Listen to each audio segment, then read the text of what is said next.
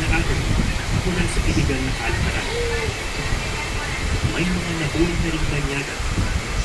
Sa buong mundo, tinatayang $30 billion o 1.7 trillion pesos ang global aggregate market.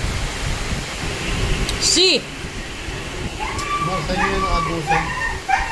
Doon, nadaanan natin. Hoy, Kisay! Kumusta naman kaya Isit mo dito. bigat kung saan galing ang produkto? Sa Agusan del Sur, nakipagkita ako kay Chris, isang dating buyer ng illegal na agro. Sir Chris! Basta, ako dito, ato. Dadalhin niya ako sa isang komunidad kung saan laganap ang agro-wood hunting ito.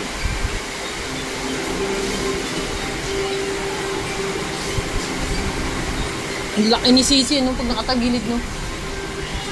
Ay, lintiang ka. Bakam na yung kon.